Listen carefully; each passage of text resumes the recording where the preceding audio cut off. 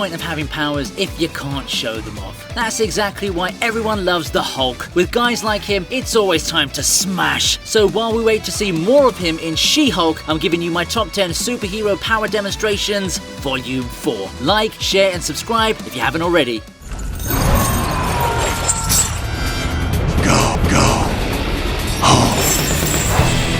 Normally, you'd think that hell isn't all that bad a place for a devil, but whenever there's Nicolas Cage involved, painful screaming is a guarantee. That also applies to when he's a flaming hot skeleton taking on a fake version of Mephisto. After Ghost Rider is done with the small fry, he comes with a big baddie, and even though the devil incarnate tries to act cool at first, Nick shows off some of his slick chain skills and sends the Demon Lord back home. I know it's kind of ironic for the devil to burn in hell, but hey, I'd totally believe it if the dude passed away from shock after seeing just how capable Hollywood's favourite madman really is. But yeah, it was awesome to see the flaming skeleton banish the villain by using his own tricks against him. Maybe Mephisto could learn a thing or two from Morbius. Also, where's the petition to have Nick play Superman in the new DC franchise?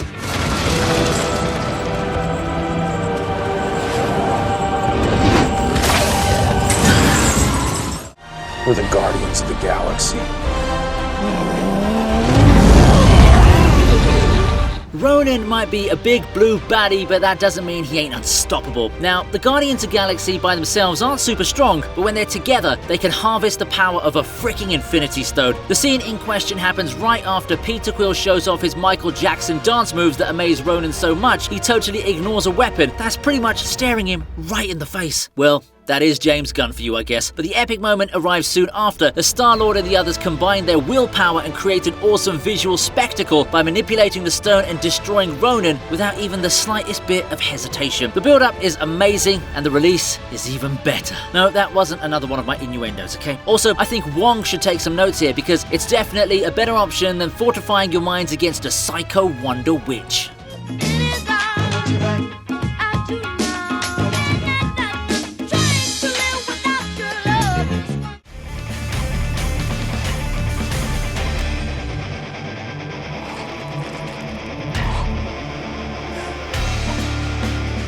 We all know the Wolverine can heal faster than Tom Holland can leak a secret, but you know what's even cooler? The ability to heal from your wounds even after you've been slashed to bits. After the X-Men managed to destroy Magneto's mutant machine, Logan gets to Rogue, but she's too far gone to recover in the hospital. That's when Hugh Jackman shows us the kind of gentleman he really is by allowing her to absorb his powers and heal herself instantly. Unfortunately, that means all his wounds from the fight with Sabretooth reopen, and the man does seem like a goner. But then he just wakes up the next morning and he's looking as good as new. Like, how much healing power does this dude even have? Anyway, it was a great way for the anti-hero to cement himself as an icon and pave the way for the Wolverine to become everyone's favorite mutant. We have to regroup.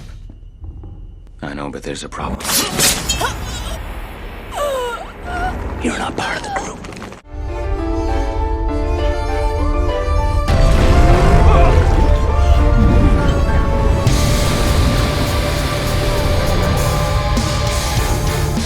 If I told you that there's evidence of Amber Heard saving a man's life? Now, at this point you'd think I'm crazy, right? Well, the joke's on you, because you don't have to look any further than the tsunami attacking Aquaman. Arthur Curry and his dad are trying to spend some quality time together, but then a massive wave engulfs them. Aquaman gets separated from Daddy, and then, would you believe it, Amber, MIRA comes in to save the day, not just by controlling an entire freaking tsunami, but also saving the father by bringing out the water in his lungs. Man, if only movie stars tried to be as nice as the characters they play on screen. Ezra Miller takes some notes there. Well, at least Johnny Depp's having a good time now. Actually, now that I think about it, how would you feel about a MIRA versus Jack Sparrow spin-off movie?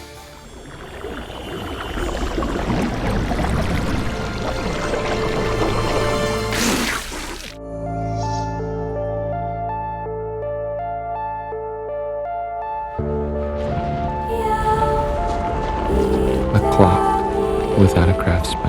If you ever thought that superpowers could solve any problem in the world, think again. Even a dude as overpowered as Dr. Manhattan himself couldn't save his marriage from breaking, and he's capable of pretty much anything. Well, after his wife throws some earrings in his face, he decides that he's had enough. So he just chills on a foreign planet and decides to cure his boredom by meditating. Not only that, he summons a massive clock while he's at it. Now that's the kind of magic that would make Doctor Strange look like a clown at a birthday party. The structure of this scene fits very well with Zack Snyder's directorial style, as Dr. Manhattan mentions that we're too late while bringing out the Colossal Watch. Looks like he's out of time, but not in a fun karaoke song kind of way.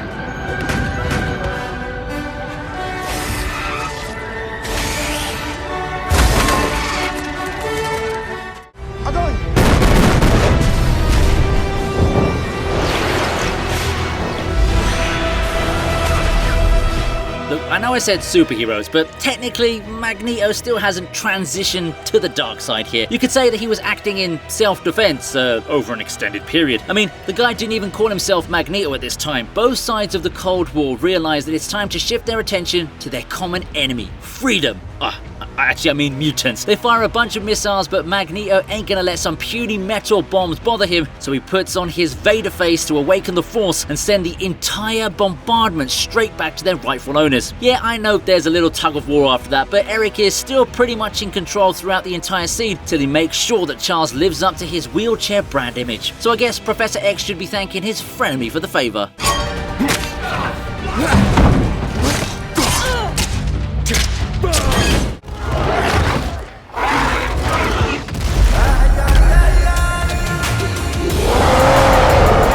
Everyone remembers this scene for the funny gag with Bruce falling in front of the monstrous Fenris, but let's not forget the awesome battle that follows it. The Hulk awakens as the angry green giant that everyone knows and loves, and then the two beasts kick off a hectic fight scene that does stretch on for a bit, but also gives us some strong boss battle vibes. It was cool to see the Hulk bleeding for once. I'm sure Batfleck would have loved that. Do you bleed? Punch me, I bleed.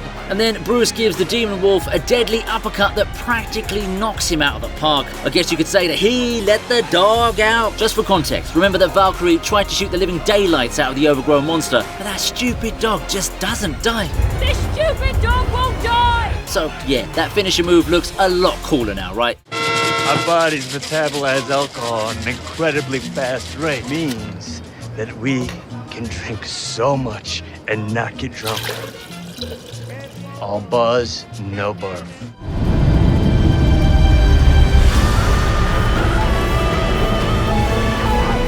Once again, I want to point out that Jean Grey technically isn't a villain at this point in time, so don't come at me in the comments, okay? This is, of course, one of the very few highlights the movie had to offer, so I'm milking it for all it's worth. After the team's plan to handle a dangerous solar flare goes wrong, Jean decides she's got to do everything once again and sacrifices herself in a way that doesn't totally imitate the way OG Jean died in X2. Alright, enough of my sarcasm. The visuals were decent enough, and there's obviously no doubt the fact that Jean takes the massive surge of energy like a total boss queen. Also, I don't think people mention it, but her rising from the aftermath of the flare was a nice metaphor for a phoenix rising from its ashes. Well, I guess I do tend to give this kind of stuff more credit than it deserves.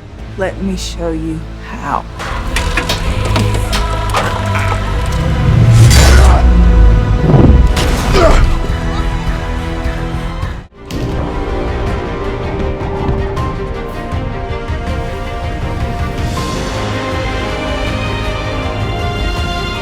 Bet you were wondering where the Superman scenes were in this list, right? Well, they're here in my top 2, and the Man of Steel doesn't disappoint. Lois Lane and her family are about to drown inside a sinking ship, but Clark Kent ain't on those Titanic vibes, so he decides to go help her out, even if she's his ex, whom he's still madly in love with. Yeah, it is complicated, but Superman still manages to keep his emotions in check and lifts the whole ship up all by himself. And that isn't even the coolest part of it. He holds the ship with one hand and saves the family with the other. Bro, what kind of flexing is this, man? Are you trying to show off to Lois so that she leaves her husband for you? Come on now, Clark. That's toxic lover boy behavior. Leave that kind of stuff to Drake and The Weeknd.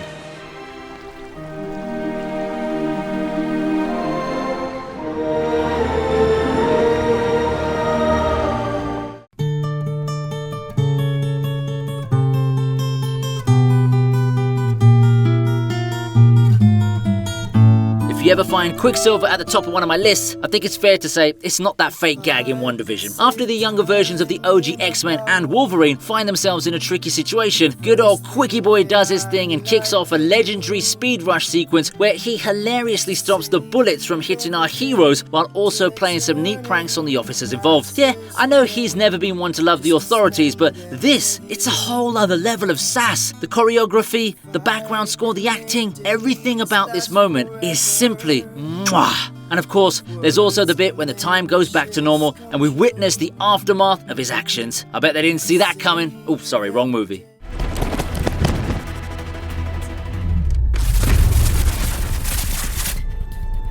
And there you go. Those are my top 10 superhero power demonstrations, Volume 4. Do you think there's enough juice for Volume 5? What do you think? Let me know in the comments if you do, and I'll make it happen. Also, head over to the description for exclusive access to my other platforms. I'll see you next time on the TV Regent.